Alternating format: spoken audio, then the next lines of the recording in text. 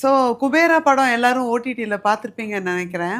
அ எனக்கு சில பேர் வந்து அது கொஞ்சம் லேகிங்கா இருக்கு. 3 ஹவர்ஸ் போகுது அப்படின்னு சொல்லிட்டு சொன்னாங்க.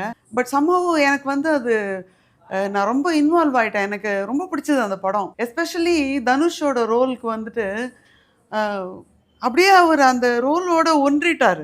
சேகர் கமுலாக்கு வந்து கண்டிப்பா பாராட்டுதல் தெரிவிக்கணும் சார். ம். இவ்வளோ ஒரு நல்ல படத்த குடுத்ததுக்கு. நம்ம நாட்டுல நடக்கிறத தான் அவரு சொல்லியிருக்காரு. ஒண்ணும் நேச்சுரலி. புதுசாவோ, எக்ஸாஜரேட்டடாவோ சொல்லல. அவர் வந்து வேரியஸ் டெக்னிக். ஹார்வர்ட் யூனிவர்சிட்டியில படிச்சிருக்காருன்னு சொல்லி நான் படிச்சேன். ஓகே. தெலுங்குல ரொம்ப ஃபேமஸ் டைரக்டர். இங்க இனிமே தான் ஆவாருன்னு நெனைக்கிறேன். Great direction and great screenplay everything. Sir நீங்க என்ன நெனைக்கிறீங்க அந்த படத்த பத்தி?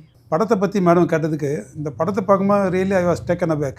தமிழோட ஆடியன்ஸை நம்பி சேகர் கமுலா வந்துட்டு இப்படி ஒரு படம் எடுத்திருக்காரு அப்படின்னா, அதுவே நம்ம ஆடியன்ஸோட ஸ்டாண்டர்டை காட்டுது. படம் மேடம் சொன்ன மாதிரி 3 மணி நேரத்துக்கு மேலே பண்ணால் கூட படத்தோட நம்மளும் ஐக்கியமாகிடுறோம்.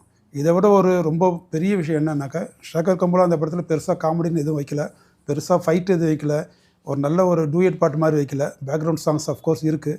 இன் ஸ்பைட் ஆஃப் தட் படத்தை அந்த அளவு ஸ்கிரிப்டை அவ்வளோ அருமையாக கொண்டு போயிரு வாட் நெக்ஸ்ட்.